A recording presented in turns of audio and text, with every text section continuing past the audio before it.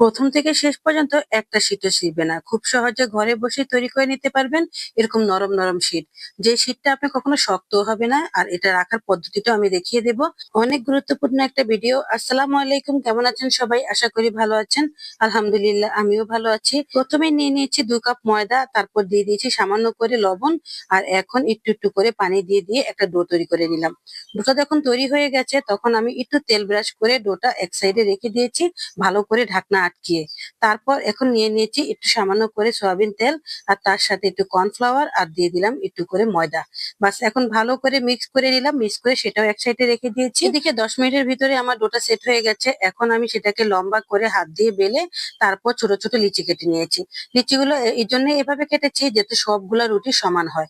তো যাই হোক, এই তো গোল গোল করে লিচিগুলো কেটে আমি আবার বক্সে ঢুকিয়ে দিয়েছি, কিছুতে যেন বাতাস না লাগে। বাতাস লাগলে উপরের দিকটা একদমই শক্ত হয়ে যাবে, তখন রুটি বেললে সুন্দর একটা শিক তৈরি হবে না। তো যাই হোক, এই তো সবগুলো রুটি আমি এক সাইজে ছোট ছোট করে বেলে নিচ্ছি। আর এই রুটিগুলো ছোট করেই বেলতে হয়, যেহেতু শীটটা পরে অনেক বড় হবে, তাই রুটিগুলো প্রথমে ছোটই রাখতে হবে। তো এখন আমি একটা ছোট রুটি নিয়ে নিয়েছি, আর সেখানে আমি ওই যে মিশ্রণটা করে রেখেছিলাম কর্নফ্লাওয়ার আর ময়দার আর সয়াবিন তেলের, ওটা এখন আমি একটু একটু করে দিয়ে তার উপরে আবার কর্নফ্লাওয়ার ছিটিয়ে দিয়ে হাত দিয়ে ভালো করে মিক্স করে তারপর আমি আরেকটা রুটি দিয়ে দিলাম। এটা কিন্তু খুবই গুরুত্ব সহকারে করতে হবে, কারণ এটার উপরেই নির্ভর করবে আপনি শীটগুলো কি সুন্দর হবে কি হবে না। তো যাই হোক, এটা আমি হাত দিয়ে ভালো করে মিক্স করে দিচ্ছি, সাইড গুলো ভালো করে লাগিয়ে দিচ্ছি।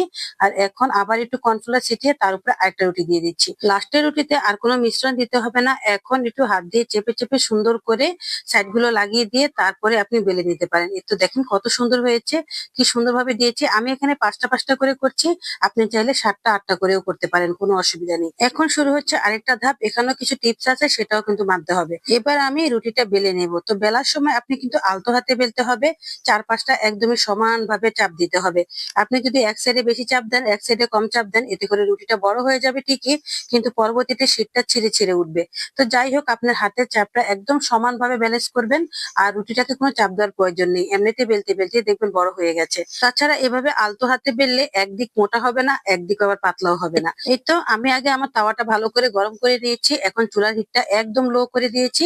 তারপর আমি এই শীটের রুটিটা দিয়ে দিলাম। এখন আমি চারপাশ ঘুরিয়ে ঘুরিয়ে একটু ছেঁকে নিচ্ছি। চুলার হিটটা যদি লো রাখেন তাহলে একদমই দাগ পড়বে না, আর সুন্দরভাবে হয়েও যাবে, আর শীটগুলো সুন্দর করে উঠে যাবে। দেখেন প্রথম শীটটাই কিন্তু আমি সুন্দর করে তুলতে পেরেছি। একটুও ছেড়ে নিই, দ্বিতীয় শীটটাও দেখেন কত সুন্দর করে তুলেছি।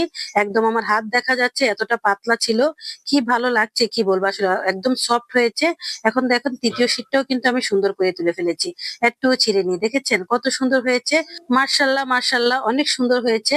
আমি যখন প্রথমবারে শীট বানিয়েছি তখন কি বলবো, আমি কান্না করে দিয়েছিলাম।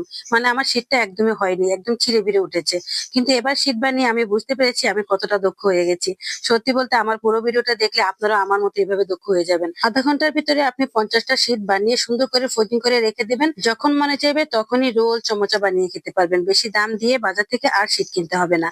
অবশ্যই আমার পুরো ভিডিওটা দেখবেন, তাহলে কিন্তু শীটটা আমার মতো এভাবে পাতলা করে তৈরি করতে পারবেন। আর একটা শীটও কিন্তু ছিঁড়বে না, এটা আমি গ্যারান্টি দিয়ে বলতে পারবো। দেখেন কতটা দলামোচা করে ফেলেছি, আর তারপরও দেখেন কোনো রকম ছিঁড়ে যায়নি। আর আমার প্রথম শীট আর লাস্টের শীটটাও কিন্তু একটুও ছিঁড়ে নি। দেখেন এই যে আমার লাস্টের শীটটা, এটা কিন্তু কোনো রকম শক্ত হয়ে যায়নি, ছিঁড়েও যায়নি। তো যাই হোক, প্রত্যেকটা শীট আমি এমন করে বানিয়ে নিয়েছি। আর এখন এগুলোকে আমি কিভাবে রাখবো সেটা আমি আপনাদেরকে দেখাবো। অনেকগুলো শীট বানাতে আমাদের অনেক সময় লাগে, তার মধ্যে প্রথম শীট গুলো কিন্তু শক্ত হয়ে যায় বাতাস লেগে লেগে। তাই আপনি প্রথম শীটটা বানিয়ে প্রথমেই আগে এটাকে সুন্দর করে সেভ করবেন। সেটা হচ্ছে এই যে একটা তয়লা দিয়ে সুন্দর করে পেঁচিয়ে তারপরে একটা প্লেটের উপর সুন্দর করে রেখে দিবেন। পরবর্তীতে আপনি যখন আরেকটা শীট বানাবেন, সেগুলো বানিয়ে সে একই ভাবে সুন্দর করে রেখে দিবেন। তারপর যখন সবগুলো বানানো হবে একসাথে বের করবেন। আর একসাথে বের করে নিলে দেখবেন তখন সবগুলো একই রকম সফট আছে, একই রকম নরম আছে। তবে শীটে যদি বাতাস লাগে, অনেকক্ষণ বাইরে থাকে, তাহলে কিন্তু শক্ত হয়ে যায়, পরবর্তীতে বানাতে গেলে ভেঙে যায়। এখন এই তো আমি জিপলক ব্যাগে ঢুকিয়ে দিয়েছি, আর একটু হাওয়া থাকতে পারবে না। আর ঠান্ডা করে তারপর জিপলক ব্যাগে ঢুকাবেন। হয়ে গেল শীট বানানো আর ফ্রোজিং করা দুটোটাই। যাই হোক, কেমন হয়েছে ভিডিওটা অবশ্যই কমেন্ট করে বলবেন। ভালো থাকবেন সবাই। আজ এ পর্যন্তই, আল্লাহ হাফেজ।